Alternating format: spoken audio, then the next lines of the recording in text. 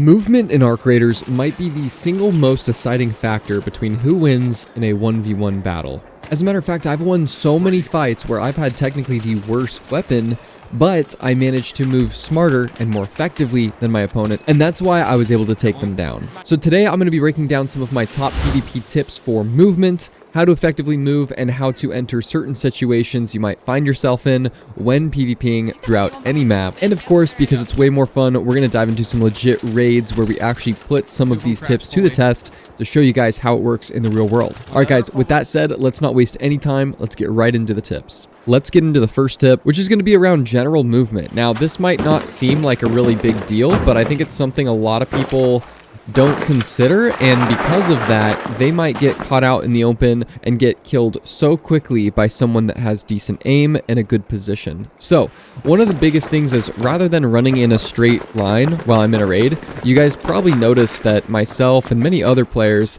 that you might watch, they tend to like jump every now and then. Throwing in a jump every now and then actually provides a couple of benefits. First off, it changes up your movement, right? So if someone's trying to shoot me, they might hit a body shot instead of a headshot, or completely miss me in general because my movement is a lot more unexpected, right? One of the other reasons I do this is because when you're in the air, all of a sudden there's a break in my own audio. We go from footsteps to nothing. This serves as sort of a gap period where I can take in any sort of audible intel. If I hear enemies close or if I hear shots in the distance, this is going to give me an opportunity to listen to them, even if it's for just a split second. It's better than just constantly stomping around. Plus, from the enemy's perspective, there's going to be a break in audio for them as well, where they're not going to hear footsteps. You can utilize things like sliding to save stamina, maintain speed. It also gives you an opportunity to pull out your weapon and incorporate other movements that you might do while running, but just in a more clunky manner. So like, as we're sliding, we pull out the gun and we can take our shots, right?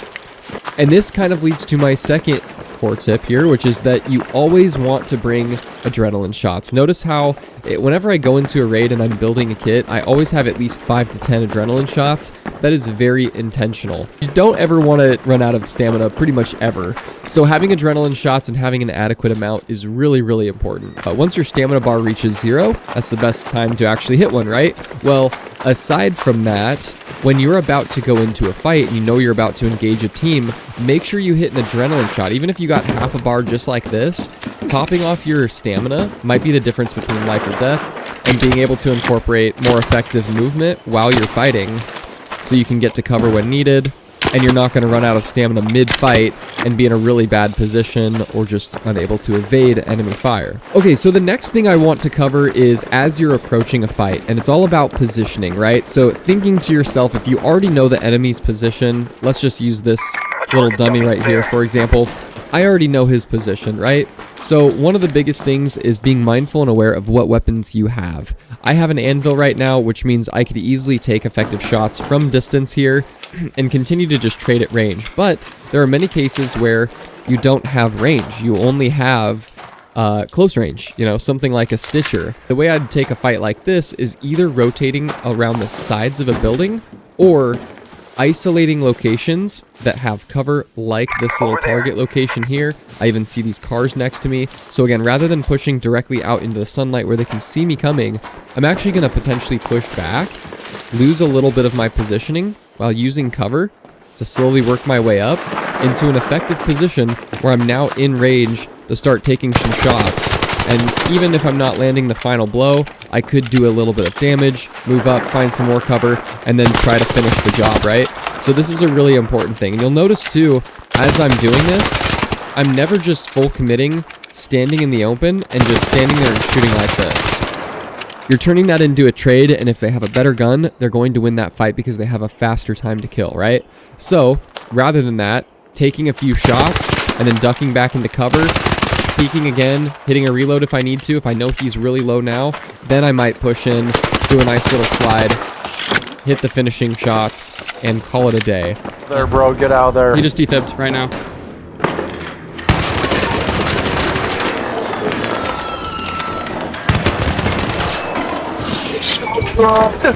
Now, another aspect to rotation too can be emphasized by utility. I don't have a snap hook right now because I just did the expedition, but I do have a couple of zip lines, and zip lines and snap hooks are really effective tools to help you get an advantage position over your enemy. So utilizing utilities is a huge part of Arc Raiders. You know, being able to come out here, step behind the wall, build a wall here, and as some people call it, Fortnite your way to a better position. That is definitely something you can do that is very useful in the game. Walls are really important. And again, this can help you advance on the enemy slowly without taking too much fire. Now, the other thing we're going to look at here is, as I was mentioning, zip lines. Zip lines and snap hooks are so valuable. And, you know, again, they can allow you to get yourself into a better position where maybe you have a better angle at the enemy, or you're trying to push quickly at an awkward angle, like up onto this platform. If they have the high ground, I'm on low ground, I can throw up a couple of grenades just to make sure I clear a path. So let's just say we do this. We're going to hit all the different entrance points. I'm going to sprint into the zip line, and then another thing you can do is dismount and sprint and slide. Boom, and now you're immediately on the enemy, and you're not slowly walking in after dismounting. Dismount, sprint, slide, and look at that. Immediately I get kicked so much further. You can anticipate that by positioning your zip up above the platform, so you have more room to dismount and pull your slide. And that can just help you advance around a corner so much quicker and get an advantage pushing the enemy before they can anticipate it. Another huge thing is going to be how you approach dismounting from high ground. So if you have height on the enemy, let's say you land a couple of shots on the team, you know, you're just getting ready to push down. One thing a lot of people do, first and foremost, is they'll fall and take damage, and because of this, now they're stuck in an animation of having to get back up. This is a core opportunity for you as the enemy to shoot them because they're essentially defenseless. So instead of just dropping off high ground, what I would recommend, which is going to be just diving off the platform. Now I'm going to show you the difference and the reason I prefer diving off the platform rather than rolling out of a drop like this. When you roll out of a drop, there is a roll animation where you cannot shoot, you do not have your gun out.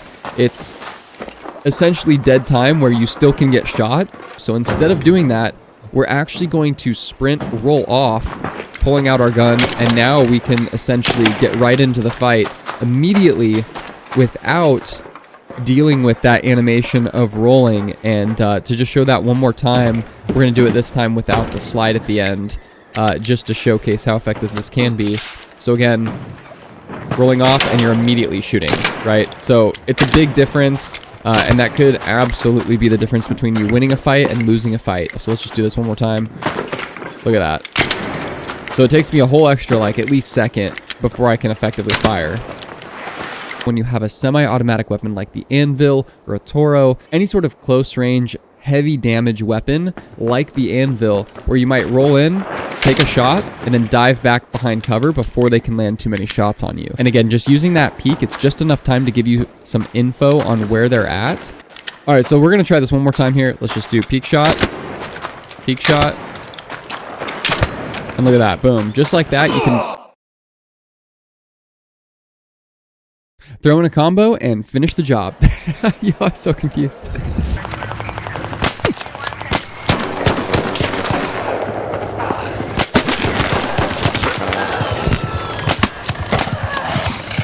A lot of times, that enemy's going to be waiting for you to peek so that they can shoot or they can start blasting you with their Bobcat. Well, by pump faking them and cutting back, they might hit you a little bit, but they might also dump half their magazine trying because they're thinking you're going to run into the room. But knowing now they only have half a magazine, that is the opportunity for you to pump fake and then actually push in, do some damage yourself, and you know, potentially commit to actually going into the room after you've baited out their shot. So this can be a really effective method.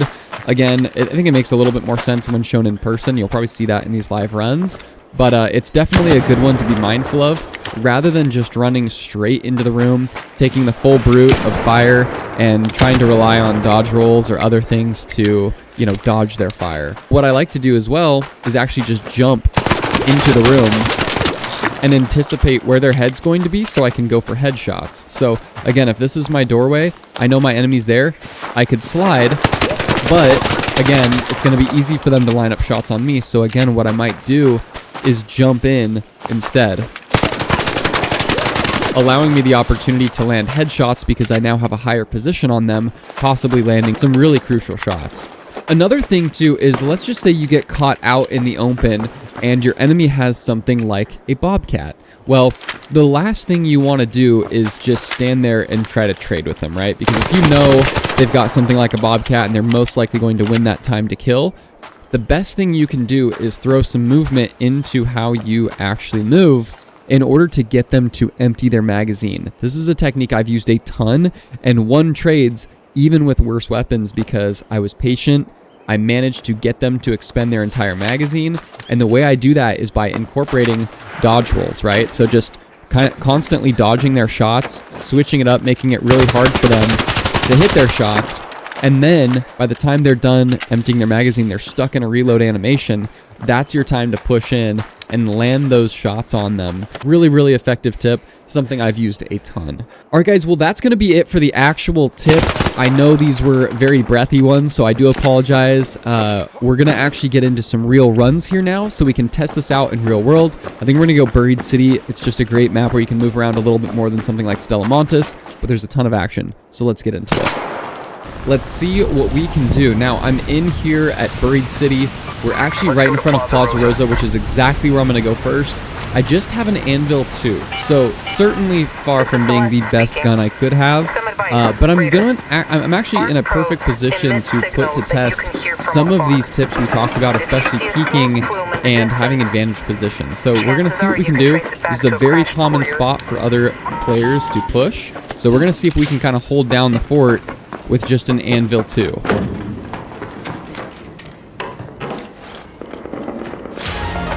Nice. There's a very good chance someone's going to push in here in not too long. This is not the most fun way to play for taking a fight, but it is going to work with my gun and my condition. Here, ready for this?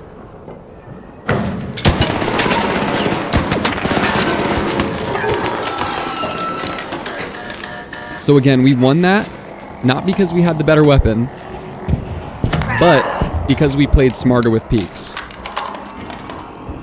We need to hit the shield quickly. Reload.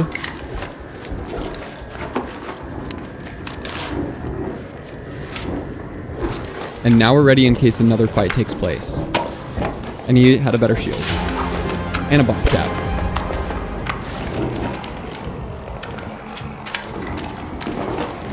Boom. So there's a core example. We won that fight against the Bobcat because we shot, peeked, let him miss some shots, and then jumped back in when we were ready to go. This is a really, really important fighting tactic that can allow you to take wins just like that one. And he had a medium shield, so it did take another extra shot there. I really want to loot the rest of this building, though. So I'm half tempted to just start breaking away and doing that. That's right in front of me.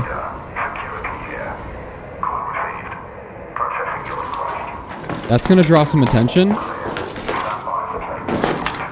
We might move closer to this guy. We might actually take this. See if we can find anything along the way, like utility, that could help us. That's huge, actually.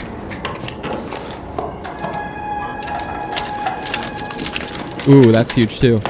Now I'm really starting to have confidence in this Bobcat. Oh, he has a Bobcat down there. Suppressed Bobcat. This might be the move right here. I think he's just trying to bait people to him.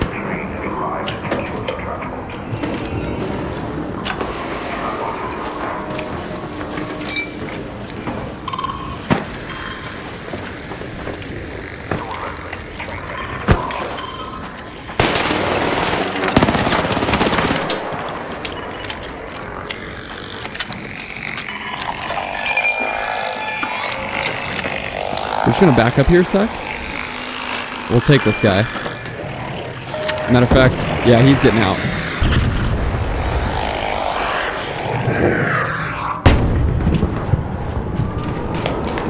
Okay, here's one of those times. Adrenaline shot just before I round this corner, just in case.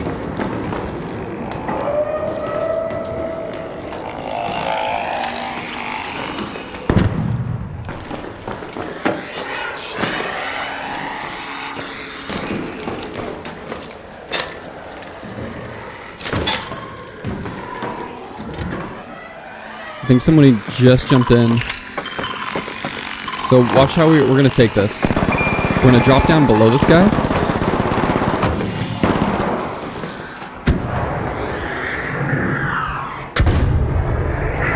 And I think he's just up top. Oh, he's down low. Slide in on him.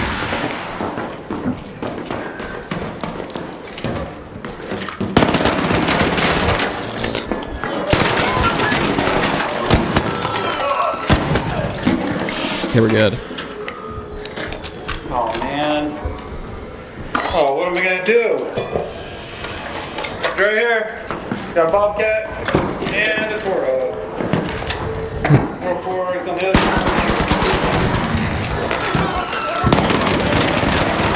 Oh, they got us. Yeah. GG's, buddy.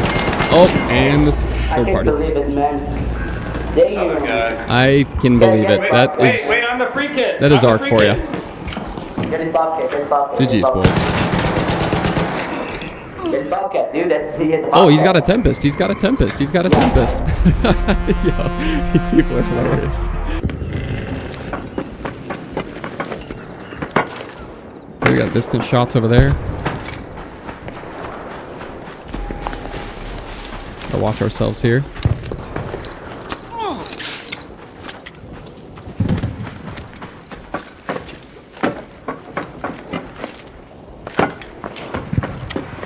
Someone's here.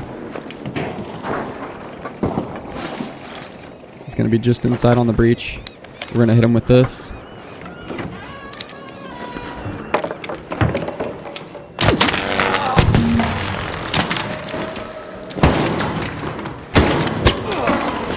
Did not see from that. Oh my gosh. Yeah. GG's, buddy. Whatever. He was very kind, you could tell.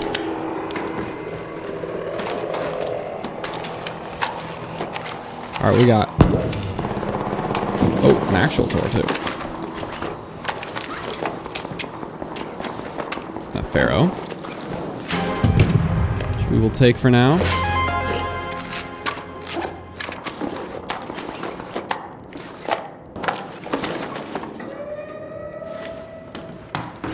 What a kind man. Alright, cool. Let's top off here.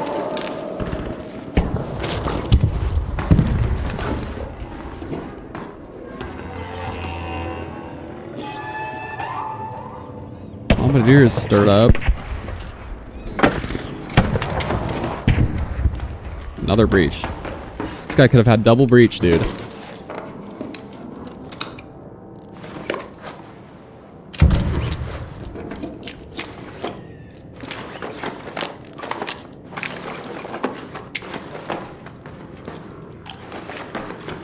Dang.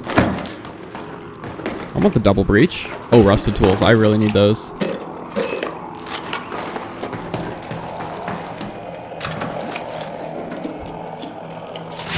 Ooh.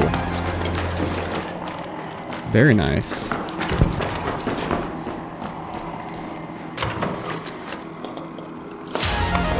Okay, okay. And the night raid loot, bro. The night raid loot. Oh.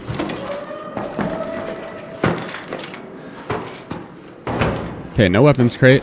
Let's get moving here.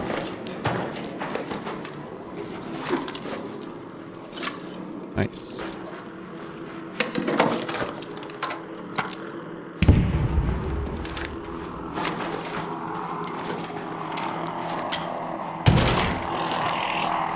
We're gonna go our Busto side, I think. See what happens on the way.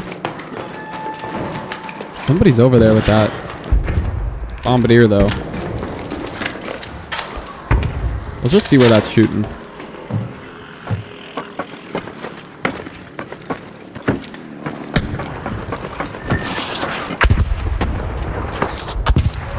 Let's just take a little look here.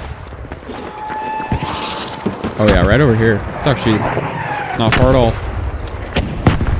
He's literally in the building we were in earlier. We can probably push him from behind.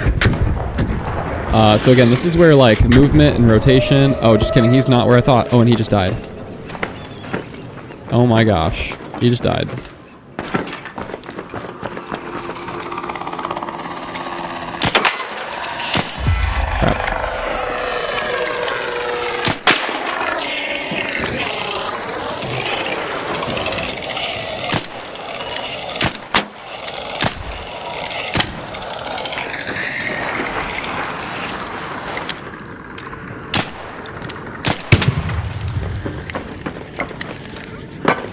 See if we can find this guy over here. Somebody called an extract. Uh-oh.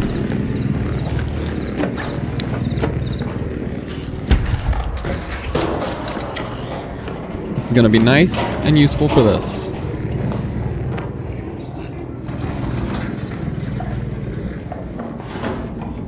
Somebody's in here, bro. Somebody's literally in this room. May need to use that tagging grenade. Right? No. Oh yeah.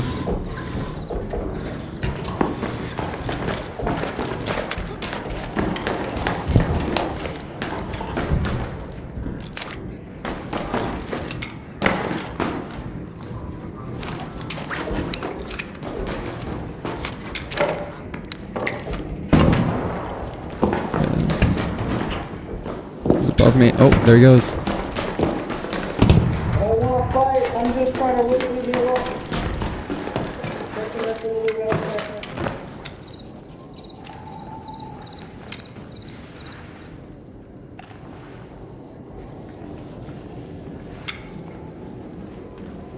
He's close.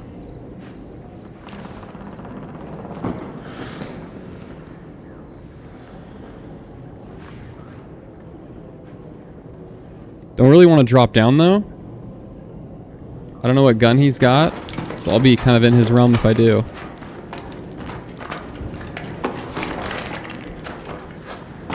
Just a free kit stitcher.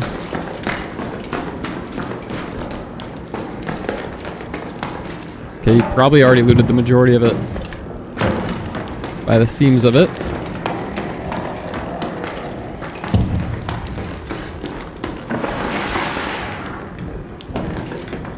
Dang it, bro. We gotta go get him.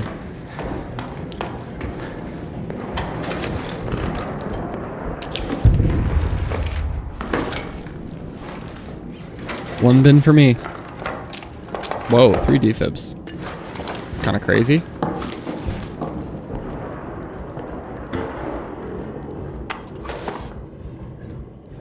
Not quite sure what to drop here.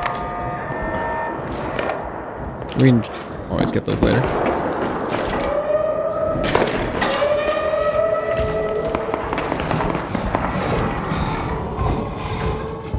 I need to go get this guy. Still don't know where this other guy died. Here. Here.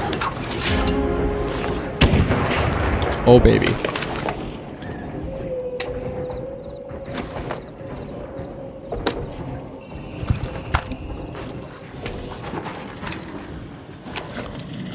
Okay, it's a pretty naked. We're gonna do this then. Though I'm half tempted to do that. It's way better.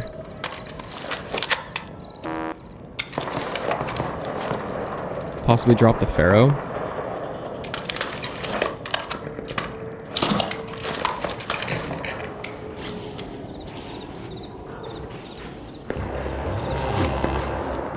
We're still fat. This is the augment. There we go, we're good for now. Cutting it close, cutting it close. Okay, one of them just activated the extract. We can try and go for that.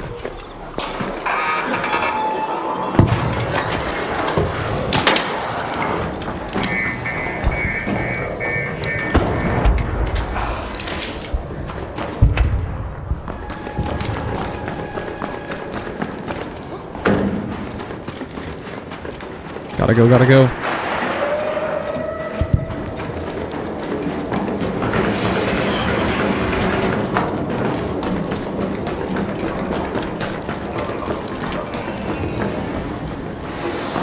I really should have healed up though.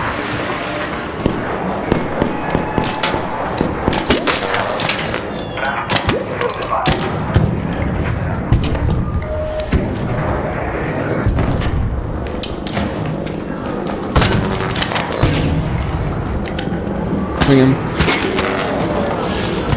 It's a volcano. GG, brother.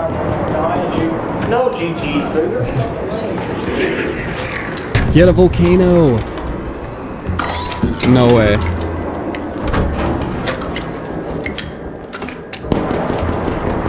Probably gonna need to call. That's a Bettina up top too. Whoa, that's good. It's also very good. It's incredibly good. In which case...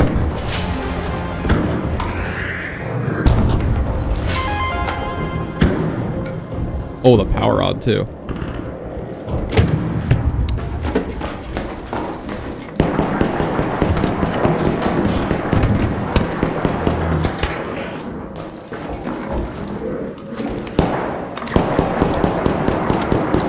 I want that Bettina so bad. I don't know why these guys are all friendly all of a sudden.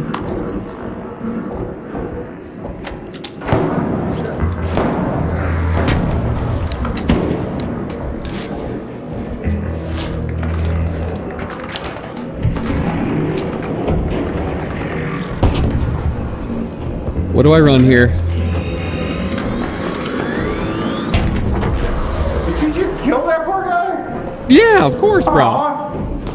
Why? Oh, that poor guy. I'm here to PvP. I don't know. Is this like a PvE lobby for some reason? Most of the people I ran into were fighting. I mean, I mean, maybe they want a PvP with you. Oh, for sure, for sure.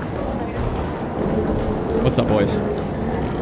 Hey, what's going on? Did you guys all do the This expedition? guy's he does PvP right here. This guy's like, hey, I do PvP. Yes, sir. He does PvP. Oh, this poor guy's got nothing. No.